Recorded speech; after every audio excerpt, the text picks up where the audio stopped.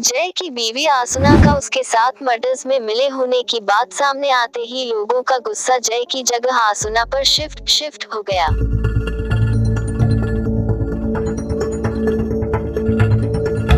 जब आसुना को उसके घर से सीबीआई लेकर जा रही थी तब वैसे भी आसुना को कोई भी उम्मीद नहीं थी कि कोई उसकी मदद करने की कोशिश करेगा या उसे तसल्ली देने की कोशिश करेगा, पर उसने जो देखा उस दृश्य ने उसे दुनिया का असली चेहरा दिखा दिया।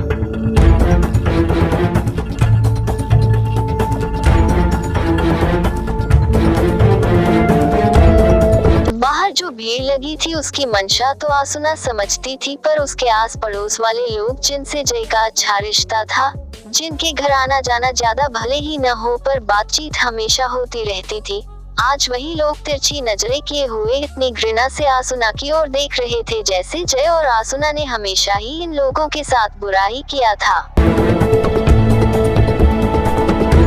घृणा से उनके चेहरे सुबे हुए थे। वो सब कुछ कह जरूर नहीं रहे थे, पर आसुना को उनके मन में अपने और जय के खिलाफ गालियां सुनाई दे रही थी।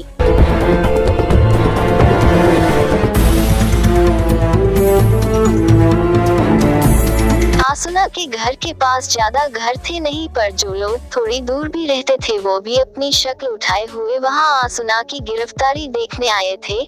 कुछ दूरी पर जहां सीबीआई की कार खड़ी हुई थी वहीं पर मीडिया रिपोर्टर्स का तांता लगा हुआ था और आसुना को करीब आता है देखकर वो सभी अपने कैमरे लेकर तैयार हो गए। आसुना के हाथों में हथकड़ी लगी हुई थी और एक महिला सीबीआई अफसर जो कि 35 साल की लग रही थी, आसुना की बाह पकड़कर उसे लेकर चल रही थी। उसके ठीक आगे राजन चल रहा था। उसके सफेद चेहरे पर कुटिल सी मुस्कान थी। रिपोर्टर्स की भीड़ उमड़ पड़ी। आसुना जी, सुना है कि आपने अपने पति जय की कल रात के कत्लों में मदद की है। आप इस बारे में क्या कहना चाहेंगी? एक काफी जवान लड़की ने आसुना के पास आकर जल्दी से पूछा, क्या आपके पति का मानसिक संतुलन हिला हुआ है? कल रात को आपने कितने कत्ल किए? एक अधेड़ उम्र के आदमी ने सवाल किया। उसका चेहरा गुस्से से लाल था। इससे पहले और जय ने कितने लोगों को मारा है? सुनने में आया है कि आप लोग अंडरवर्ल्ड से जुड़े हुए हैं। क्या इसी कारण आपकी सच्चाई दुनिया से छुपी हुई थी?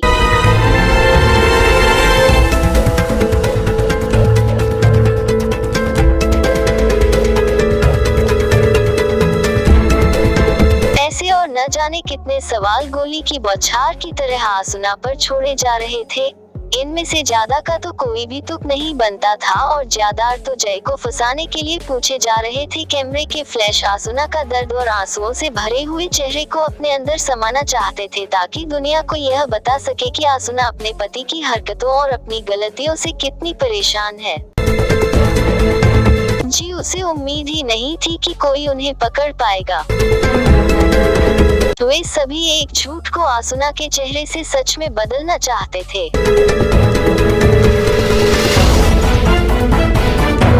पर आसुना ने उनके सवाल का कोई जवाब नहीं दिया, जैसे उसे फर्क ही न पड़ा हो। उसके चेहरे पर एक शांतिपूर्ण मुस्कान थी जो इस बात का सबूत थी कि उन रिपोर्टर्स के द्वारा पूछे गए सवालों का कोई तुक नहीं था। बिना जवाब दिए ही आसुना सीबीआई की गाड़ी में बैठकर निकल पड़ी।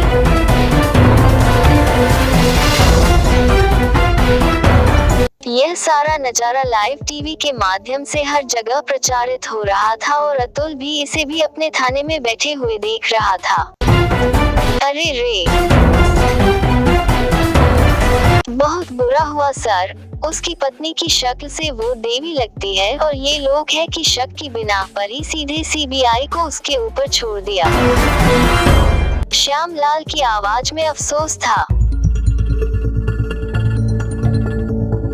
अतुल की कहानी सुनने के बाद पूरे थाने के लोगों को भरोसा हो गया था कि जय ने जो भी किया उसके पीछे कोई वजह जरूर होगी। पर उसकी पत्नी ने इस नहीं किया होगा और यह सब आसुना को फंसाने की साजिश ही हो रही है, ऐसा सभी का मानना था। राजन की कुटिल मुस्कान ने अतुल की धड़कनें तेज कर दी। वो अपनी जगह से उठ खड़ा हुआ और थाने से बाहर जाने लगा। अरे सर, कहाँ जा रहे हैं? रुकिए, तुम वहीं रहो, मैं अभी वापस आता हूँ। कहीं जा नहीं रहा हूँ श्यामलाल। बिना पीछे मुड़े ही वो बाहर चले गया। उसने अपना स्मार्टफोन निकाला और अपने कांटेक्ट में से किसी को फोन किया।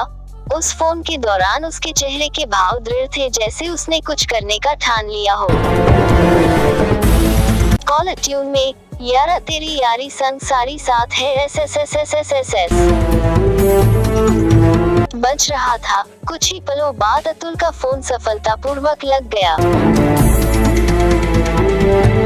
हेलो, हाँ यार, कहाँ पर है?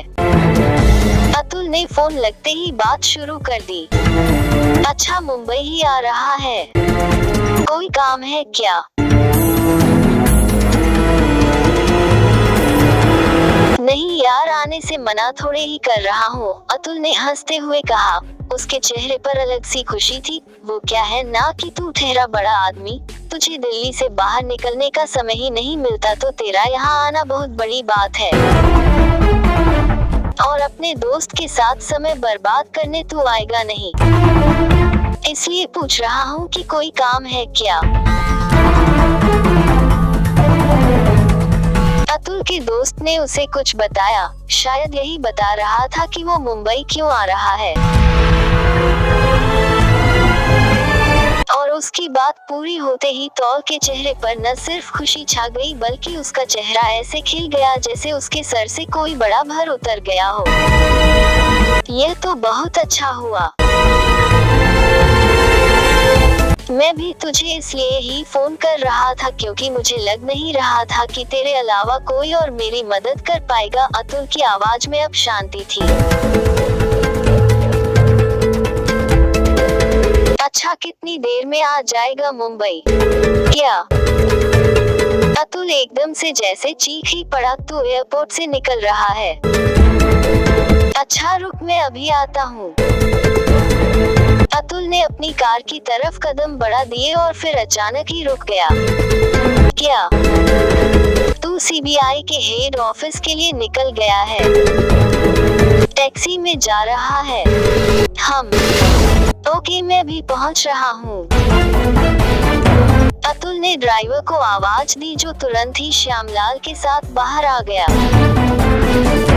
वो लोग तो वैसे भी छुपकर अतुल की बातें सुन रहे थे।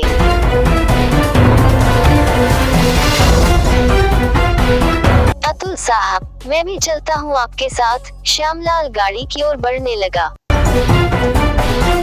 अरे नहीं श्यामलाल, मैं कुछ लोगों को लेने जा रहा हूँ, इसलिए तुम रहने दो। चलो ड्राइवर, जल्दी से कर निकालो। अतुल ने श्यामलाल को मना कर दिया। बेचारा श्यामलाल करता भी क्या, अब जबरदस्ती तो कर नहीं सकता था। मन मार कर वो वापस थाने में चला गया। अतुल अपनी सरकारी डस्टर में बैठकर निकल गया। उसे जाते हुए देख श्यामलाल के पास कुछ जूनियर ऑफिसर्स आ गए। क्या हुआ श्यामलाल भाई? सर कहाँ गए हैं? सभी चेहरे इस बात को जानने को उत्सुक थे।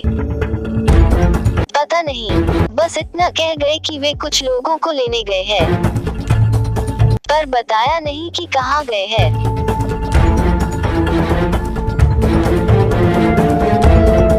श्यामलाल ने अतुल को अपने दोस्त से बात करते हुए सुना था, इसलिए वो इतना तो जानता था कि अतुल के दोस्त कोई बड़ा तोप है और अतुल का बहुत ही अच्छा दोस्त भी। उसके मन में एक बात का शक भी था। वह अंदाजा लगा रहा था कि जय की पत्नी की गिरफ्तारी के बाद तुरंत ही अतुल ने फोन किया था। शायद उसका दोस्त कोई वकील या और बड़ा आदमी हो सकता है जिसे लेने वो निकल गया है। सवाल बहुत थे उसके मन में, पर जवाब तो अतुल के आने के बाद ही पता चलेगा। CBI head office. Sector 10A का इलाका फ्लेमिंगो क्रीक सेंचुरी के पास ही था और सीबीआई का हेड ऑफिस से समुद्र का नजारा काफी शानदार दिखता था।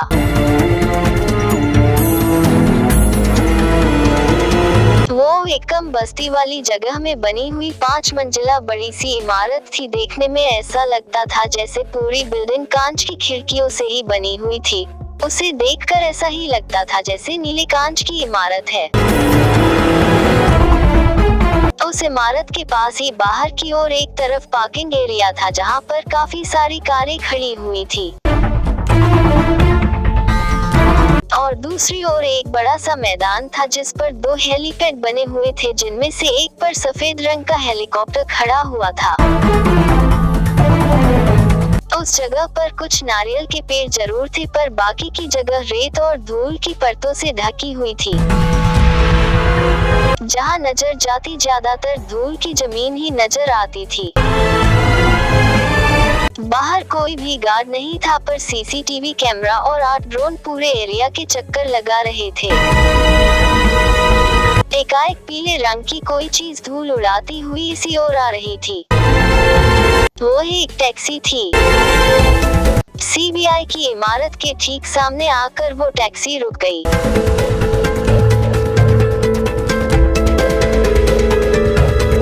उधर दूसरी ओर सीबीआई की बिल्डिंग के अंदर अंडरग्राउंड बेसमेंट और जिसमें 10 के करीब सेल थे। 6 बड़े बड़े कमरे थे, जिनमें से 3 इंटरोगेशन रूम थे, 2 इन्वेस्टिगेशन और स्टाफ रूम।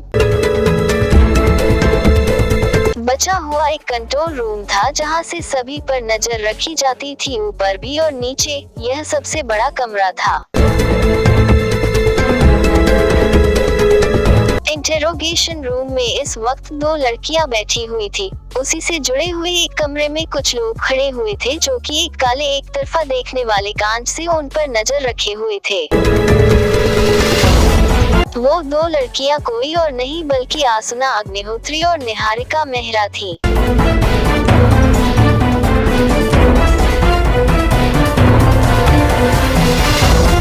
तभी उनके कमरे का दरवाजे खुला और उसमें से राजन आराम से चलता हुआ अंदर आया। उसके चेहरे पर पहले कोई भाव नहीं था, पर आसुना के पास आते ही उनके चेहरे पर एक कुटिल मुस्कान आ गई। उसकी शक्ल सच में डरावनी सी लग रही थी। उसने एक कुर्सी को अपने पास खींचा और आसुना के पास बैठ गया। मेरे इंट्रोडक्शन की तो तुम दोनों को जरूरत है ही नहीं। उसकी मुस्कान चौड़ी थी, पर दांत नहीं दिख रहे थे। मैं सीधे पॉइंट पर आता हूँ। जय कहाँ पर है?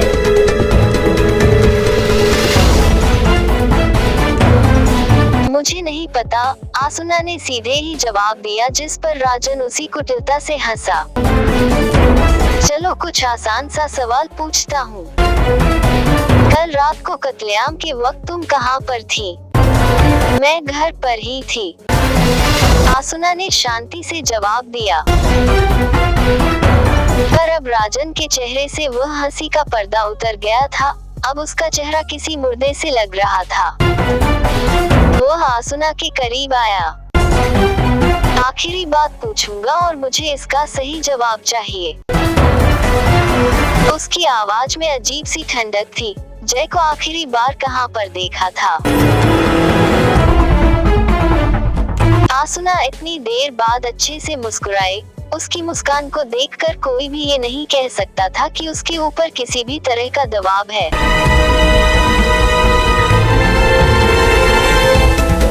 यह बात तो तुम्हें अच्छे से पता होनी चाहिए ना। भागा तो वो तुम्हारी ही कैद से था ना। चट एस। आसुना की बात पूरी होते ही उसने बिना कुछ कहे एक जोरदार तमाचा आसुना को जड़ दिया। उसका चेहरा दूसरी ओर झुक गया। उसके गोर चेहरे पर राजन का हाथ छप गया। उसका सर कुर्सी की दूसरी तरफ झुक गया। अबे एस, ये क्या कर रहा है? निहारिका के चेहरे पर गुस्से से घृणा का भाव आ गया। एक तो बिना महिला अफसर के हमारे साथ पूछताछ की जा रही है, ऊपर से तने उस पर हाथ उठाया। छोड़ूंगी नहीं तुझे, एक बार कोर्ट में जाने दे, फिर तेरी सारी हिमाकत निकालती हूँ। हाँ। निहारिका की बात को उसने उसी कुटिल मुस्कान के साथ नजरअंदाज कर दिया। आसुना वापस कुर्सी से तक गई। उसके होंठ के कोने से खून निकल रहा था। उसके गाल पर थप्पड़ का निशान इतना गहरा था कि उसका गाल सूजने लगा था। दोनों के हाथों में हथकड़ी बंधी हुई थी, वरना जिस तरह से निहारिका गुस्सेल हो रही थी वो पक्का राजन पर टूट पड़ती। तुम तो इसे और भी मुश्किल बना रही हो। राजन ने अपने जेब से एक काला रुमाल निकालकर अपने दाएं हाथ में मुट्ठी को भींचते हुए बांध लिया। इस बार वो आसुना को बुरी तरह से पीटने को तैयार था। एक बार फिर पूछता हूँ, जय को आखिरी बार कहाँ देखा था? राजन ने अपनी बात पर जोर दिया। आसुना ने इस बार धीरे से उसे अपना कान पास में लाने का इशारा किया।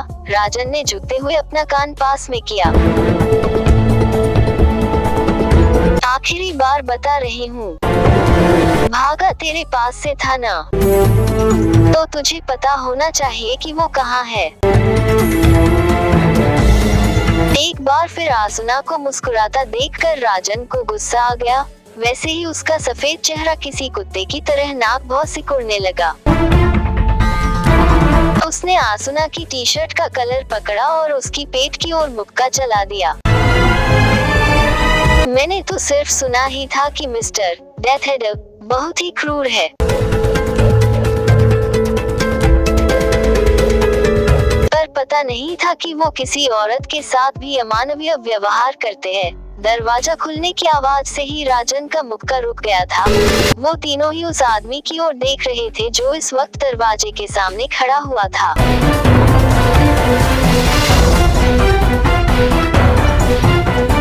सूट बूट में अपनी टाई को ठीक करते हुए वो लंबे चौड़े शरीर वाला आदमी खड़ा हुआ था। उसके चेहरे पर बहुत ही शांत भाव था, पर वो चेहरा बहुत ही गर्व से भरा हुआ था। एक तरह से वो राजन की बिल्कुल ही उल्टी पर्सनालिटी वाला था। राजन सोच ही रहा था कि यह कौन है, क्योंकि राजन को बीच में रोकने की हिम्मत तो सीबीआई के चीफ में भी नहीं थी। तभी वो दरवाजे से टिकते हुए बोला, अब तुम्हें यही सब करने की जरूरत नहीं है। उसने अपना छोटा काला गोल रिम वाला चश्मा उतारा। I will take it from here.